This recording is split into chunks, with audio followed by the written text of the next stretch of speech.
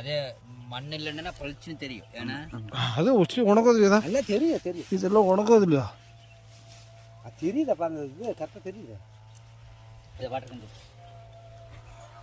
மண்ணோட தின்னணும்.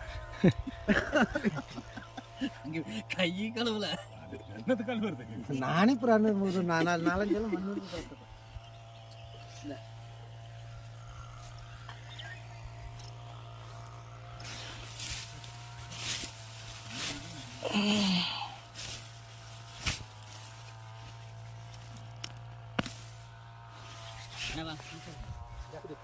அண்ணா ஆ